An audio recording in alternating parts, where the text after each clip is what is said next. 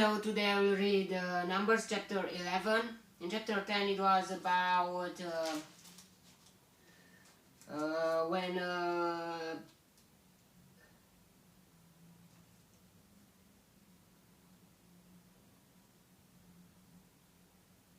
um, the arrangement of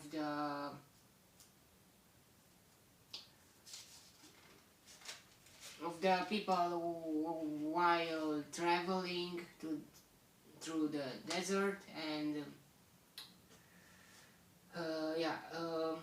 and when the cloud in which was the presence of the Lord was staying, they were staying, was staying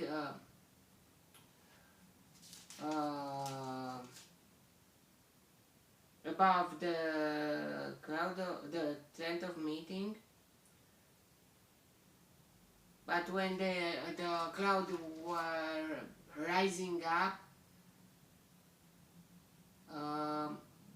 and the people, the Israelites, they were following the clouds too. And Moses had some words when it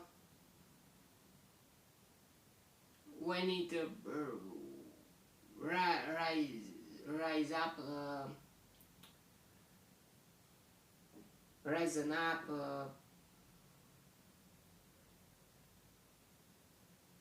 Moses said, "Rise up, O Lord, may your enemies be scattered, may your foes flee before you." And whenever it came to rest, he said, "Return, O Lord, the countless thousands of Israel." Now let's start reading the chapter 11. Now the people complained about their hardships in the hearing of the Lord, and when he heard them, his anger was aroused. Then fire from the Lord burned among them and consumed some of the outskirts of the camp.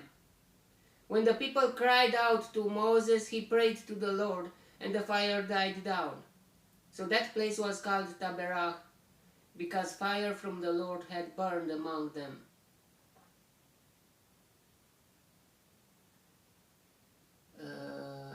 I don't know why hardship in the hearing of the Lord, why they were complained, but God didn't like it and killed some of the people. The rebel with them began to crave out their food, and again the Israelites started wailing and said, "If only we have meat to eat. We remember the fish we ate in Egypt, and no cost, also the cucumbers, melons, leeks, onions and garlic." No cost. They were slaves, but they don't remember. "But now we have lost our appetite. We never see anything but this manna." Whoa. God gave them the manna, and they were complaining even for that, because it was just that all days. And the manna was like coriander seed and looked like resin. The people went around gathering it, and then ground it in a hand mill or crushed it in a mortar. They cooked it in a pot or made it into cakes. Coriander is small. And it tasted like something made with olive oil. When the dew settled on the camp at night, the manna also came down. Moses heard the people of every family wailing, each at the entrance to his tent. The Lord became exceedingly angry, and Moses was troubled. He asked the Lord, "Why have you brought this trouble on your servant? What have I done to displease you, that you put the burden of all these people on me? Did I conceive all these people? Did I give them birth? Why do you tell me to carry them in my arms, as a nurse carries an infant, to the land you promised on oath to their forefathers?" Where can I get meat for all these people? They keep wailing to me, give us meat to eat. I cannot carry all these people by myself. The burden is too heavy for me. If this is how you are going to treat me, put me to death right now if I have found favor in your eyes. And do not let me face my own ruin. Wow. But in other circumstances, Moses told to the God, better kill me than killing them. But now, I don't know if this will be or it was before. Or maybe it will be next. Yeah, God told Moses to do all of those. And Moses was not, had no pride, like, wow, I am someone. No. He even didn't want it at first to do all of this, to be a leader. But God choose him.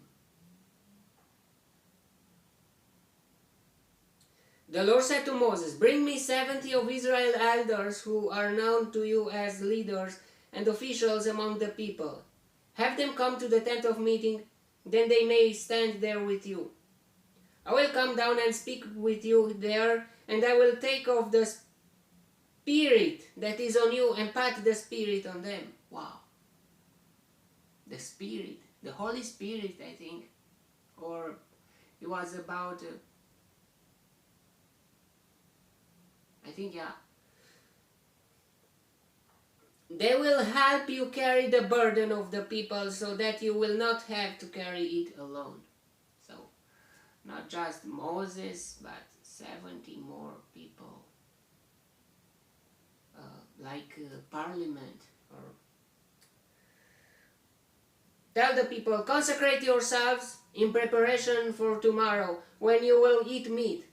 The Lord heard you when you wailed. If only we had meat to eat. We were better off in Egypt. Now the Lord will give you meat, and you will eat it. You will not eat it for just 1 day, or 2 days, or 5, 10, or 20 days, but for a whole month, until it comes out of your nostrils, and you loathe it, because you have rejected the Lord, who is among you, and have wailed before him, saying, why did we ever leave Egypt? But Moses said, here I am among 600,000 men on foot, and you say, I will give them meat to eat for a whole month. Yeah, just 1 month. We will see. I thought all the time, but maybe it will get longer. Moses doubts God or something. But Moses said, here I am among 600,000 men on foot, and you say, I will give them meat to eat for a whole month. Would they have enough if flocks and herds were slaughtered for them? Would they have enough if all the fish in the sea were caught for them? The Lord answered Moses, is the Lord's arm too short? You will now see whether or not what I say will come true for you. Wow. Moses doubted God. But in doubt, but why? Moses saw everything miraculous, and all the miracles were made through him and Aaron and that stuff. But I don't know, I don't understand Moses. So Moses went out and told the people what the Lord had said. He brought together 70 of their elders and had them stand around the tent. Then the Lord came down in the cloud and spoke with him.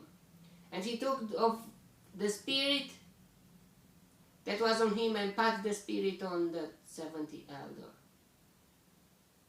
elders. Whoa. A spirit of leadership. Yeah, I don't know if Holy Spirit, but Holy Spirit in that way or something like that, I think. It's very interesting. When the Spirit rested on them, they prophesied, but they did not do so again. So it was Holy Spirit. Yeah. However, two men whose names were Eldad and Medad,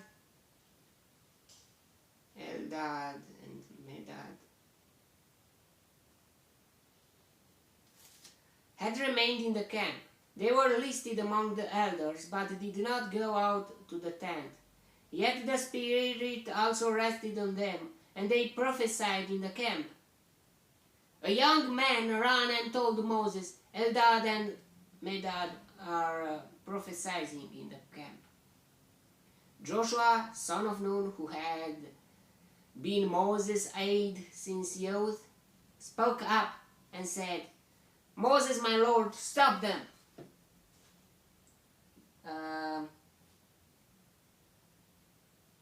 So, Joshua, son of Nun, we will see who will become, who had been Moses' aide since youth. Moses, my Lord, spoke up and said, Moses, my Lord, stop them. But Moses replied, are you jealous for my sake? I wish that all the Lord's people were prophets, and that the Lord would put His Spirit on them. So yeah, it was about Holy Spirit. Then Moses and the elders of Israel returned to the camp. Now a wind went out from the Lord and drove quail in from the sea. It brought them down all around the camp to about 3 feet above the ground. It's about like 40 and some centimeter, 1 foot and 3 feet, about 1.5 meters or less or something like that above the ground, as far as a day's walk in any direction. All that day and night, yeah, I think it was something like that. All that day and night, and all the next day, the people went out and gathered quail. No one gathered less than 10 homers. Then they spread them out all around the camp.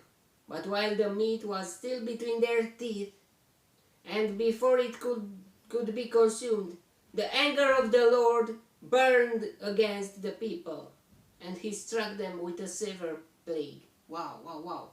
Again, but God gave them blessing, and while they are happy, when you get a gift, a wished gift, and you barely control yourself to not wrap it up and take it out from the box, how could you just stay and look at the quails and not eat from it? And it passed about a year, or I think almost maybe 2 years from the Egypt, and they were eating manna, but they wanted something different.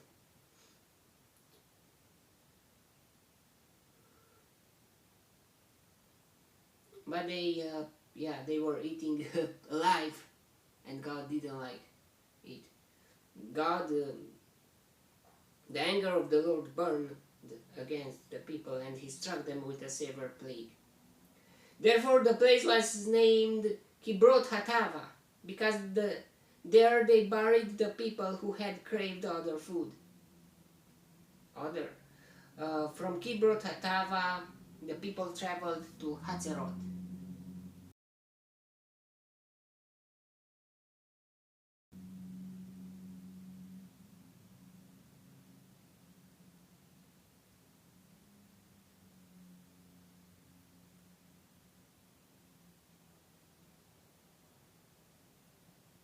And stayed there.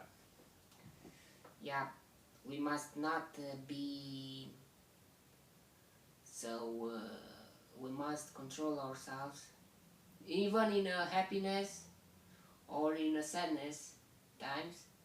Even if it's something very very happy or very very sad, do not make something wrong. Yeah, you must be happy, you must enjoy, but stop. Don't exaggerate it, and don't make a bad thing. Uh, into that.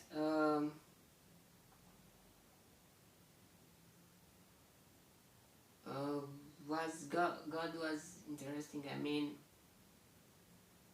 he was angry because they wanted meat, and God gave them meat. But when they took the meat, God killed them, some of them, because they were eating the quails, I think alive, uh, which was against the God. I mean, do not eat blood. Do not consume blood. Eat or drink or. So yeah, that was the chapter. Even if in happiness, even if in blessing times, we can get the anger of the God if we are not act properly. Okay, may the God bless me, protect me, and delight me in the next chapter too. And if He wants, you will see me there too. God bless you all, and goodbye.